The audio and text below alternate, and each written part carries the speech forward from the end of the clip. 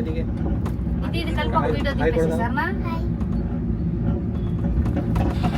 আজ হচ্ছে আমাদের ভাইজ্যাক ভ্রমণের শেষ দিন, আর এই শেষ দিনে আমরা হোটেল থেকে চেক আউট করে চলে এসেছি কৈলাসগিরিতে। কৈলাসগিরির গ্লাস ব্রিজ দেখে তবেই আমরা এখান থেকে একবার এয়ারপোর্ট চলে যাব।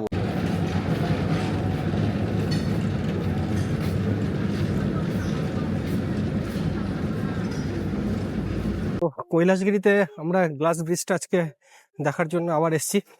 আজকে লাস্ট দিন আমাদের ভাইজ্যাকের।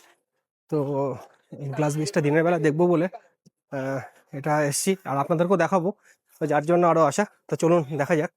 তো ফার্স্টে আমরা টিকিট পেয়ে গেছি আজকে, তো চলুন।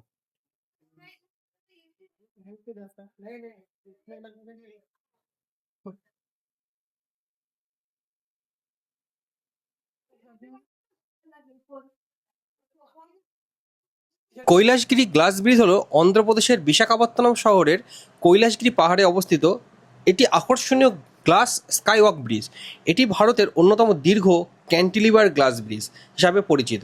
প্রায় 55 মিটার দীর্ঘ এই ব্রিজটি স্বচ্ছ শক্ত কাঁচ দিয়ে তৈরি, যেখানে দাঁড়ালে মনে হয় যেন আকাশের উপর হাঁটা হচ্ছে। এই ব্রিজ থেকে আপনি বঙ্গোপসাগর, বিশাখাপত্তনম শহর এবং পূর্বঘাট পর্বতমালার মনোরম দৃশ্য দেখতে পাবেন। পর্যটকদের জন্য এটি একদিকে যেমন রোমাঞ্চকর অভিজ্ঞতা, তেমনই অন্যদিকে অসাধারণ ফটোগ্রাফির স্থান। নিরাপত্তার জন্য বিশেষভাবে শক্তিশালী টেম্পার্ড গ্লাস এবং স্টিল স্ট্রাকচার ব্যবহার করা হয়েছে, যা প্রবল বাতাসও সহ্য করতে কিন্তু সক্ষম। তবে এই ব্রিজে কিন্তু আপনাকে খালি পায়ে উঠতে হবে, আর কাচের উপর ওঠার পরে কিন্তু একদম আপনি ঠান্ডা অনুভব করবেন। তবে এই ব্রিজটিতে উঠতে গেলে চেষ্টা করবেন সকালের প্রথম দিকে আসার, কারণ ফটো তোলার জন্য আপনি বেশ ফাঁকা জায়গা পেয়ে যাবেন। পরের দিকে আসলে কি হবে, এত ভিড় থাকবে উপরে যে আপনি ফটো তোলার জন্য কিন্তু ফাঁকা জায়গা পাবেন না। আর প্রথম দিকে আসলে আপনি মনের মতো করে এখান থেকে ফটো তুলতে পারবেন। আর 10 মিনিট থেকে 15 মিনিটের বেশি কিন্তু কাউকে এর উপরে দাঁড়াতে দেয় না। আর এই একদম কর্নারে আসলে কিন্তু আপনি একটু ভয় পাবেন, কারণ মনে হবে যে ব্রিজটা দুলছে। আর এখান থেকেই আপনি বিশাখাপত্তনমের যে 360 ডিগ্রি যে ভিউ, যে বঙ্গোপসাগরের যে 360 ডিগ্রি ভিউ, সেটা কিন্তু খুব সুন্দরভাবে উপভোগ করতে পারবেন। তবে বিকালবেলা সূর্যাস্তের সময় যদি আসতে পারেন, তবে এখান থেকে কিন্তু খুব ভালো ভিউ আপনি উপভোগ করতে পারবেন, আর সাথে এলইডি আলোকসজ্জার খেলাও কিন্তু দেখতে পাবেন। हाँ टच से कर दो दिन पटकोंडे ये पकड़ के रखना होगा क्या? इसको नहीं पकड़ना अच्छा, ऐसे पकड़ो ये पकड़ना होगा। नीचे उतरो ट्रैक एवर नहीं तो क्लियर ओके भाई ना ओके कॉपी पे नीचे पकड़ो नीचे से पकड़ो हां बैठो हां चलो এখানে কিন্তু আপনারা এই জিপ লাইন এবং সাইকেল স্কাইওয়াকেরও মজা নিতে পারেন।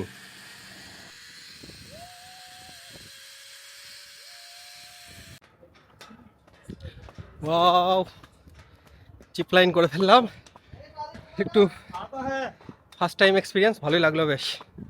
উঠতে উঠতেই চলে আসলাম, এবার যাওয়ার পালা।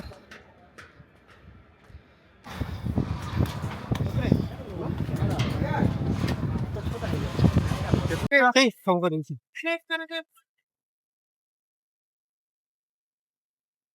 উপর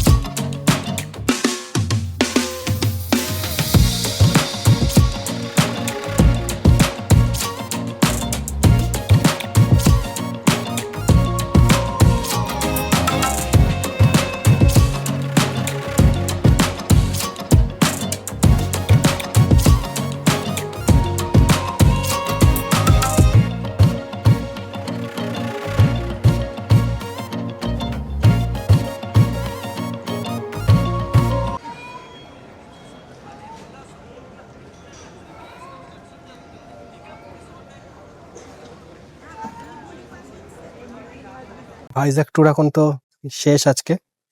তো আজকে ফিরে যাচ্ছি কলকাতায়। তো এখন আছি আমি বিশাখাপত্তনম এয়ারপোর্টে।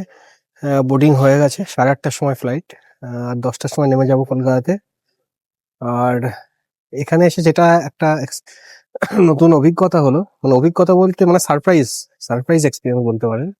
সেটা হচ্ছে হঠাৎ করে যখন সিকিউরিটি চেকিং হচ্ছে, তো দেখা যাচ্ছে আমার অফিস যেখানে, একদম সেই প্লেসের একটা সিআরপিএফ জওয়ান ছিলেন। তো তিনি তো হঠাৎ আমাকে চিনতে পেরেছেন।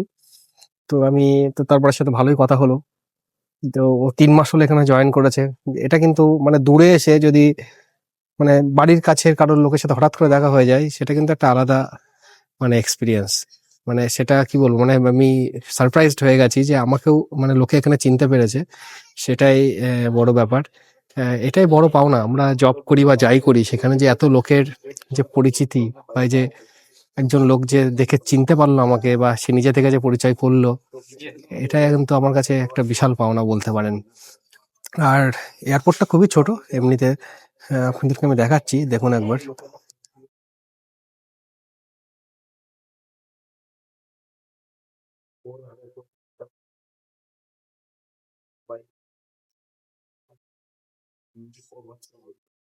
অ্যাকচুয়ালি আমাদের যাওয়ার কথা ছিল আজকে ট্রেনে 3:30টার সময় বন্দে ভারতে ভুবনেশ্বর যাওয়ার কথা ছিল। কাল সকালে ভুবনেশ্বর থেকে আমাদের ট্রেন ছিল কলকাতার, কিন্তু একটা বিশেষ কারণে আমি ট্রেনটা ক্যান্সেল করেছি আমরা, এবং ফ্লাইটে যাচ্ছি। কারণ মেয়ের শরীরটা খুব একটা ভালো ছিল না কালকে ট্যুর করতে যাওয়ার সময়। তো যার জন্য আমরা ট্রেনের জার্নিটা নেইনি, যে এতটা দূর আর বাচ্চাকে নিয়ে আমরা যাব না। তো এই ক্ষেত্রে অনেক তাড়াতাড়ি পৌঁছে যেতে পারবো কলকাতায়। তো হঠাৎ করেই ওটা ক্যান্সেল করে আবার এই টিকিটটা কাটা হলো। তো দেখি, তো বাই। তো এখন আজকের মতো এখানেই ব্লগ আমি শেষ করছি। ভাইজাগ ট্যুর তো শেষ হলো। তো এরপরে বাড়ি গিয়ে আপনাদের সাথে আরো মেমোরি আমি শেয়ার করব। খুব ভালো মেমোরি নিয়ে ভাইজাগ থেকে গেলাম। আজকে যদিও নেভি ডের প্রোগ্রাম শুরু হয়ে গেছে, কিন্তু আমি তো অ্যাটেন্ড দেখতে পারলাম না। 5টা থেকে শুরু হলো, আমি রিহার্সালটাই জাস্ট দেখতে পেলাম। এটা থাকতে পারলে অনেক ভালো লাগতো। মানে এটা আলাদাই একটা এক্সপিরিয়েন্স হতো যদি এখানে থাকতে পারতাম, এই বিশেষ করে যদি নেভি ডের যে প্রোগ্রামটা। তো যাই হোক, আর সেক্ষেত্রে ট্রাফিকেরও খুব ইস্যু আছে। আর আজকে কিন্তু আমরা কৈলাসগিরিতে ঘুরলাম, কৈলাসগিরিতে বেশ ক্লাস ব্রিজ গুলো ঘুরলাম। তো ঠিক আছে, আপনাদেরকে আমি সবটাই শেয়ার করলাম। এবার তো যদি কোনো কিছু জানার থাকে ভাইজ্যাক সম্পর্কে, সেটা কিন্তু আমাকে কমেন্টে জানাবে। আর যদি ভিডিও ভালো লেগে থাকে, তো অবশ্যই একটা লাইক আর শেয়ার আর সাবস্ক্রাইব কিন্তু করবেন। তো নমস্কার, আজকের বন্ধু এই পর্যন্তই। দেখা হচ্ছে পরের ভিডিওতে।